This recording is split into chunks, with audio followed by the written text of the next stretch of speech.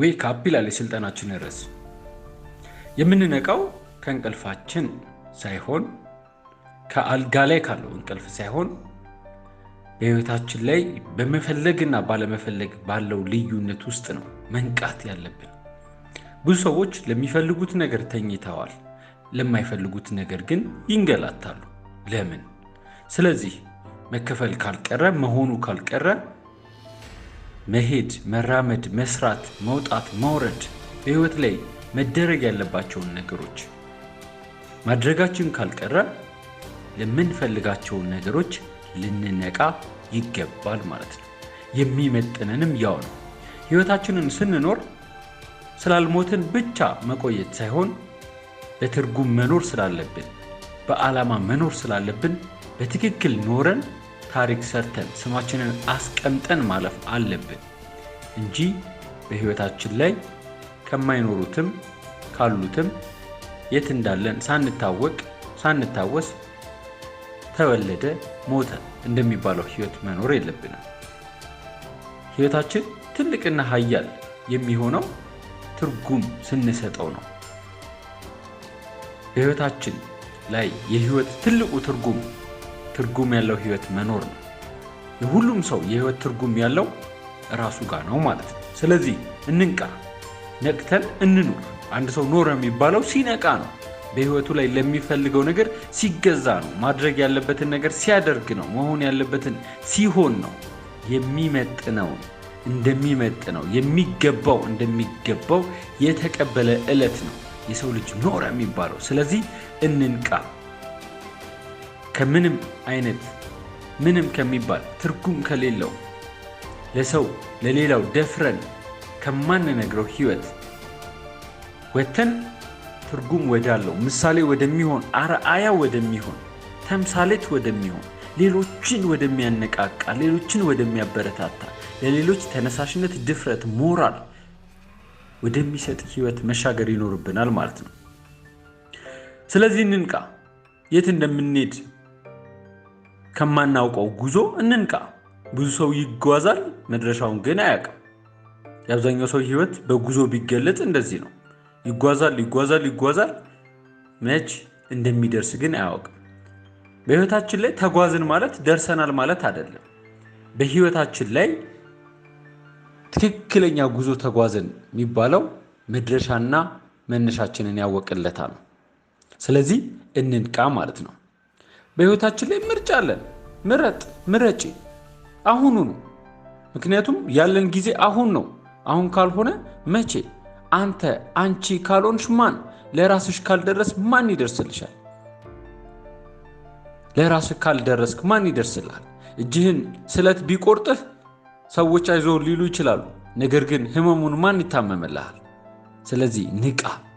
በህይወት ላይ ትርጉም ያለው ህይወት ለመኖር፣ ተጽዕኖ ለመፍጠር፣ ታሪክ ለመስራት፣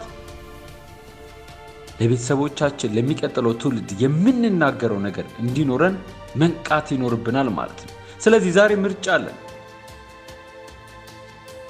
ምርጫችን ዝም ብሎ መጓዝ፣ ትርጉም ለሌለው ነገር መጓዝ ወይም ደግሞ ዓላማ ትርጉም ላለው ነገር መጓዝ ነው። እንወስን።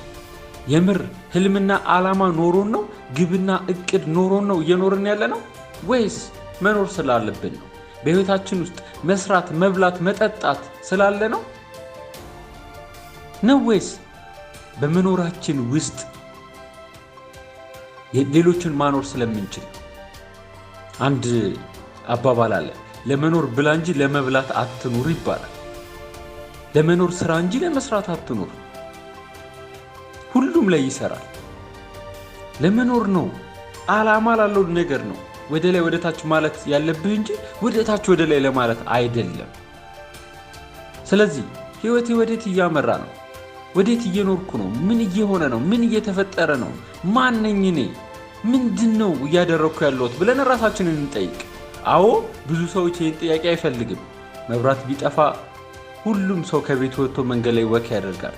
አብዛኛው ሰው ከሚፈራው ፍርሃቶች መካከል ከራስ ጋር መፋጠጥ ነው። እንፋጠጥ፣ ከራሳችን ጋር እንፋለም። ራሱን ያሸነፈ ነው ዓለምን ማሸነፍ፣ ተጽዕኖ መፍጠር የሚችለው። ስለዚህ አሁኑኑ ወስን። በህይወት ላይ ልዩነት ለመፍጠር ነቅቶ ለመኖር ሙሉ አቅምን ተጠቅሞ ሙሉ ፖቴንሻል እምቅ ብቃትን ተጠቅሞ ባዶ ሆኖ ለመሞት ወይም ደግሞ በሰቆቃ ውስጥ ለመኖር ግን ለምን? ሁለቱንስ ለምን? በዓለማችን ላይ ትልቁ ጥያቄ what is the purpose of your life? የህይወት ዓላማህ ምንድነው? የህይወት ዓላማሽ ምንድነው የሚለው ነው ትልቁ ጥያቄ። ሌላ ምንም የተለየ ጥያቄ የለም። ከባዱ ጥያቄ ትልቅ መልስ ያለው ጥያቄ እሱ ነው። ለብዙ ሰዎች የሚከብደው መፈላሰፍ ነው የሚመስላቸው ብዙ ሰዎች። ዓላማ መፈላሰፍ ከሆነ መውጣት መግባት ታዲያ ምንድነው? መንከራተት መንከላወስ ነው የሚሆነው ማለት ነው። ስለዚህ ከምታስበው በላይ ትልቅ ኃይል፣ ትልቅ ብቃት፣ እምቅ ማንነት፣ ትልቅ ችሎታ አለ። ተጠቀምበት። ፈጣሪ ሙሉ አድርጎ ነው የፈጠረክ። የተፈጠርከው በሙሉነት ውስጥ ነው። ነገር ግን ስትወድቅ ስትነሳ ሰዎች አስተያየት ሲሰጡ አርፈ ተቀመጥ ሲሉ ልክ አንድ መዶሻ ሚስማርን እየኮረኮመ ወደ ታች እንደሚያሰምጠው ትክክለኛው ማንነትህ ማታውቀው ቦታ ይታወርባል። ስለዚህ ነቅለህ አውጣው። በመዶሻ የተመታውን ማንነትን መዶሻውን አዙረውና ፈንቅለህ አውጣው። አንተ እጅ ላይ ነው ያለው ማለት ነው። ስለዚህ ያለፈው አልፏል። ያለፈው ማለት የተሰረዘ ቼክ ነው። ነገ ደግሞ ገና ቃል ኪዳን ነው፣ ገና ፕሮሚስ ነው፣ ገና እጃችን ላይ ያልገባ ነው። እጅ ላይ ያለው አሁን ነው። ስለዚህ በአግባቡ ተጠቀመው። ትናንት እንዲወድቄ ነበር፣ ትናንት እንዲገጥመኝ ነበር፣ ሰዎች እንዲያድርገው ነበር አትበል።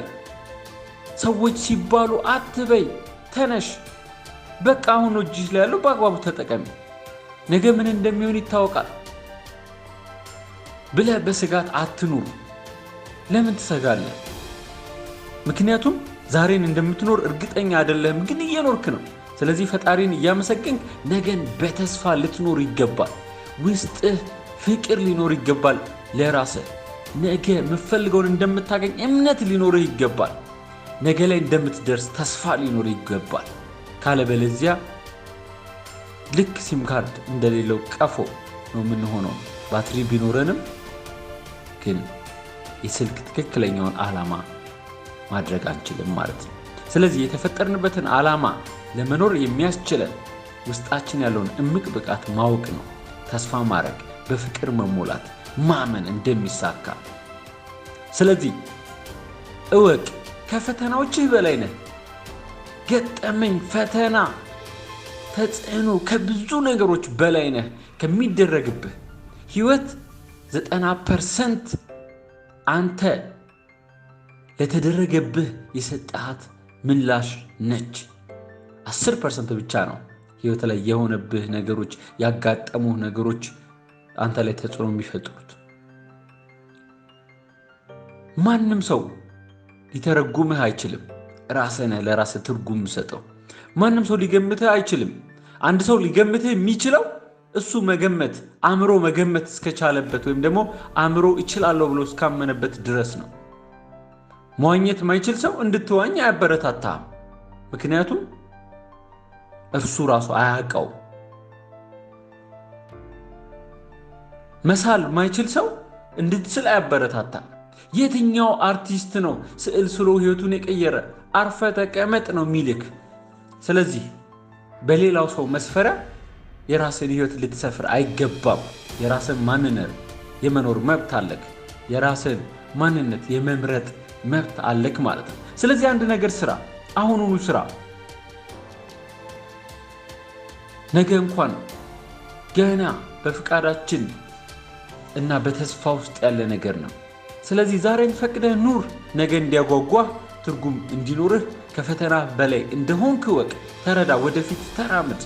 አሁን ካልሆነ መቼ ይሆናል ብለህ ራስን ጠይቅ። አንተ የተለየ ነህ። አንቺ እንደ ማንኛውም ሰው አይደለሽም። አሻራሽ ይለያል። የአይኖችሽ አሻራዎች፣ የፀጉርሽ አሻራዎች ይለያል።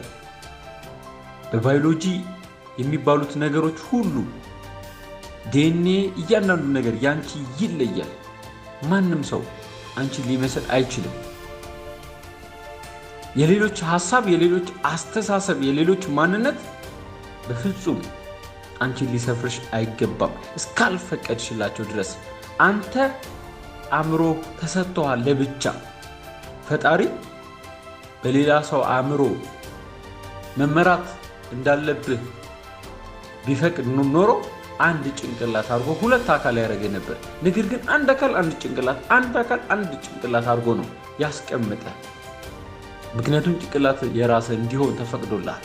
ጭንቅላት አእምሮህ የራስህ የሚሆነው ግን እንዴት መጠቀም እንዳለበት ካወቅ ብቻ ነው። እንዴት መጠቀም እንዳለብን አእምሮአችንን ካላወቅን አእምሮአችን በሌላው ሰው አስተያየት፣ በሌላው ሰው ግለ ሐሳብ ይመራል ማለት ነው። ስለዚህ መሪ ያለው የመኪና ክፍል ሳንሆን፣ ሞተር ያለው የመኪና ክፍል ሳንሆን የተሳቢውን ማንነት ይዞን እንኖራለን። ስለዚህ ማንም ሰው ወደ ፈለገው አቅጣጫ ይስበናል፣ ይጎትተናል፣ እንደፈለገ ያደርገናል ማለት ነው። ስለዚህ የሌሎች አስተሳሰብ በፍጹም አንተን አይገልጽህም፣ መቼም ቢሆን እኛን አይገልጸንም። ስለዚህ ንቃ። በውስጥህ ምን አለ? በውስጣችን ምን አለ? ታላቅነት አለ። በእያንዳንዱ ቀን ንቃ። ከትናንትናው የጠነከርክ ነህ በእያንዳንዱ ቀን። ምክንያቱም በትናንትናው ስኬት ውስጥ ማሳካት እንደምትችል፣ በትናንትናው መሸነፍ ውስጥ፣ በጊዜያዊ ሽንፈት ውስጥ ትምህርት ትወስዳለህ። ስለዚህ ሁሌም አሸናፊ ነህ ማለት ነው። አንዴ ብቻ አይደለም፣ ሁሌም አሸናፊ ነህ። አንዴ ብቻ ሳይሆን ሁሌም አሸናፊ ነህ። ምክንያቱም ስንፈጠርም አሸናፊዎች ስለሆንም ማለት ነው። ስለዚህ ፍርሃቶቻችንን ምን እናድርግ? እንጋፈጣቸው። ማንም ሰው ይፈራል። ደፋር የሚባለው ሰው እንኳን ማይፈራ ሰው ማለት አይደለም። ተሳስተን እንዳይሆን። ደፋር ማለት ምንም የማይፈራ ማለት አይደለም። ደፋር ማለት ፍርሃቱን የሚጋፈጥ ማለት ነው። የሰው ልጅ ነፍስ እስካለው ድረስ ውስጡ ፍራቻ ይኖራል። ነገር ግን ፍራቻውን በተጋፈጠ ቁጥር በፍጹም ማይፈራ እስኪመስል ድረስ ፍርሃትን መጋፈጥን ይለማመዳል። አንድ ሰው ፈሪ የሚባለው ስለፈራ አይደለም። አንድ ሰው ፈሪ የሚባለው የሚያስፈራ አጋጣሚዎች ሲፈጠሩ እየሸሸ መሸሽን ሲለምድ ነው ፈሪ የሚባለው። ምክንያቱም መሸሽ ፍርሃትን መጋፈጥ እንዳለበት ስላላመንና ስላልተጋፈጠ ነው። ስለሚችልና ስለማይችል አይደለም። መልካም ማንነት፣ መልካም ልማዶችን መገንባት የምንችለው በመቻልና ባለመቻል ውስጥ አይደለም። ለማድረግ ባለን ፈቃድ ውስጥ ነው። ለመሞከር ባለን ፈቃድ ውስጥ ነው። ሁለቱንም አጋጣሚዎች ማሸነፍንም መሸነፍንም መውደቅንም መነሳትም ሁለቱንም አጋጣሚዎች ማሳለፍ እንደምንችል ማለፍ እንደምንችል የወሰንንለት ነው። ሁለቱም አጋጣሚዎች ሊገጥሙ እንደሚችሉ ስላመንን፣ ነገር ግን ምርጫችን ትክክለኛውን ነገር ያስተካክለዋል ማለት ነው። ስለዚህ እንንቃ፣ ወደፊት እንጓዝ። የምን ወደ ኋላ ነው? አይገባን። ወደ ኋላ መኖር አይመጥንሽም፣ አይመጥንህም። የኛ ማንነትም አይደለም። እስቲ ወደ ኋላ እንመልከት። ማን ነው ስላፈገፈገ በህይወቱ ላይ የተለወጠው? ማን ነው ስለፈዘዘ መስራት ያለበትን ያልሰራ ሰው፣ ኃላፊነቱን ያልተወጣ ሰው ማን ነው ትልቅ ቦታ ላይ የደረሰው? እስቲ እንፈልግ። በስንፍና ውስጥ ማን ነው ደስታ ያገኘው? ማን ነው በስንፍና ውስጥ እርካታ ያገኘው? ማን ነው በቸልተኝነት ውስጥ ጥንካሬ በራስ መተማመኑን ያዳበረው? ማን ነው? ማንም የለም። ስለዚህ ንቃ። የሚገባህ የሚመጥንህ ንቁ ሆነህ ለዓላማ መኖር ስትችል ብቻ ነው። ምንም አማራጭ የለም። ማሸነፍና ማሸነፍ የኔ ማንነት ነው ብለህ የተቀበልክለት ነው ታሪኮች እየተቀየሩ የሚመጡት ማለት ነው።